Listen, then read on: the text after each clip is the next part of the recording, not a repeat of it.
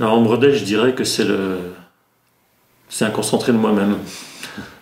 C'est-à-dire c'est une démarche photographique, les ombres, en tout cas les ombres au crépuscule et à l'aube, sur fond de ciel couchant et de ciel d'aube, c'est une démarche photographique que j'ai commencé il y a une quinzaine d'années, au tout début des années 2000. J'ai voulu par là montrer les silhouettes des oiseaux, des papillons, des libellules, et ne pas montrer justement tous les détails qui les caractérisent, c'est-à-dire laisser planer une part de mystère, une part d'ombre dans ces silhouettes.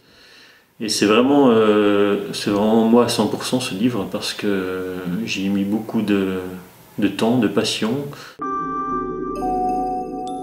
Ne pas tout montrer finalement laisse la place à l'imagination, laisse un espace à l'imagination, et du coup le regard et l'intéressement du spectateur n'en est que décuplé. Et on y retourne chaque soir justement parce qu'on sait que le spectacle ne sera jamais le même, qu'on aura des nuages, qu'on aura un soleil qui va tomber tout de suite à l'horizon, au contraire qui va raser l'horizon, un soleil rouge, orangé, voire pas de soleil du tout, voire juste une éclaircie entre deux nuages. Et tout ça, ces variantes de ciel crépusculaire, elles créent à chaque fois des conditions particulières. Lorsque vous êtes couché dans les arbres le soir et que vous dressez la tête, vous voyez apparaître les tiges des fleurs comme des arbres, et les papillons comme des totems posés comme ça sur les fleurs, et on a une toute autre vision de la nature face à un ciel couchant. Et finalement, dans ces cas-là, je laisse presque plus la place au tableau du ciel plutôt qu'au sujet lui-même, c'est-à-dire que je soigne beaucoup mes arrière-plans, et seulement après le sujet vient se greffer sur cet arrière-plan, un peu comme un peintre construit un tableau.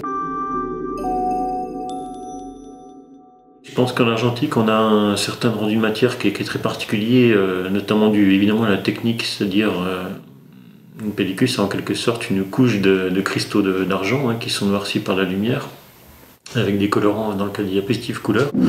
Mais en tout cas, on a un effet tridimensionnel donné par le grain d'argent et qui donne une image qui n'est pas plate, qui n'est pas, disons, régulière comme une image numérique, mais au contraire qui présente des petites aspérités. Donc évidemment, c'est microscopique tout ce dont je parle, mais ça se ressent quand même, notamment par exemple avec les films haute sensibilité comme le 3200 ISO noir et blanc. Dans ce cas-là, on a vraiment un rendu de matière qui est très intéressant et qui donne un supplément d'âme aux images, je pense. Une diapositive, déjà, c'est en quelque sorte un instantané couleur de ce qui s'est passé. Donc j'aime être fidèle à ce que j'ai vu. Et ça, pour mon modèle, j'ai fait très attention au niveau des scans, de produire des scans de très haute qualité avec un scan Imacan, qui me donne des couleurs très fidèles. Évidemment, ensuite, on est dépendant de la chaîne de l'imprimeur. Alors au niveau de l'imprimerie, on est très content, mais l'œil expert, évidemment, peut toujours faire des petites différences. Mais là, sur ce livre, je pense qu'on a fait un très bon travail de photogravure et que ça se voit vraiment avec en plus un papier de très bonne qualité. Mais ensuite, c'est vrai que lorsque la première feuille sort et qu'on voit que ça sort bien, là, on est très rassuré. Et j'ai même poussé la méticulosité jusqu'à amener mes diapositives à l'imprimerie pour pouvoir comparer le calage des couleurs image par image. Alors en fait, quand j'arrive au crépuscule, j'arrive évidemment pas au moment où ça se couche, j'arrive à peu près 1 heure avant. C'est-à-dire ça me laisse le temps de me poser, de m'imprégner. J'ai besoin d'un petit temps d'adaptation, c'est-à-dire quand je sors de chez moi, voilà, je suis devant mon ordinateur, je suis en dialogue avec les autres et je me retrouve d'un coup dans la nature. J'ai besoin d'un sas de décompression, donc je passe une demi-heure, 3/4 d'heure à me promener sans idée précise en tête. Et puis lorsque je commence à voir le soleil décliner à l'horizon, là c'est le stress qui commence un peu à monter, c'est-à-dire que je me mets en recherche de mes sujets. Ça sert à rien de les chercher trop tôt puisque les papillons volent encore 1 heure avant le coucher du soleil, donc vraiment j'y cherche dans le dernier quart d'heure. Je fais des petits essais à blanc, c'est-à-dire sur fond de ciel, mais évidemment pas en face du soleil, pour voir un peu ce que ça peut donner au niveau graphique, les tiges des fleurs, la place du papillon. Donc je repère comme ça 2 ou 3 sujets, c'est très méthodique à chaque fois. Et par contre, au moment où le crépuscule arrive, tout bascule très vite, puisque en 10 minutes, 1/4 d'heure, toutes les photos doivent être faites.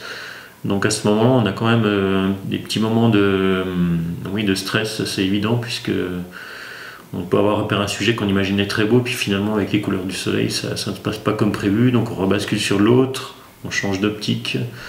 Voilà, tout un tas de petits imprévus, et parfois ça peut jouer en quelques secondes. Une photo réussie, ça peut jouer en quelques secondes, quoi. Donc c'est pour ça que ça nécessite d'être très bien préparé avant la prise de vue. Et puis une fois que le soleil est couché, Maintenant je reste longtemps après, parce que je me suis rendu compte que si les couleurs juste après le crépuscule étaient flamboyantes et qu'ensuite ça s'éteignait d'un coup, si on attend encore un quart d'heure, on voit que le ciel se densifie. Et on a une très belle palette de couleurs très denses, des jaunes et des orangés très très denses qui donnent des couleurs très particulières que je n'avais pas auparavant. Et donc j'aime aujourd'hui rester vraiment quasiment jusqu'à la nuit noire. Et en général, lorsque je remballe mes appareils, je vois à peine mes boîtiers, mes optiques posés dans l'herbe, quoi.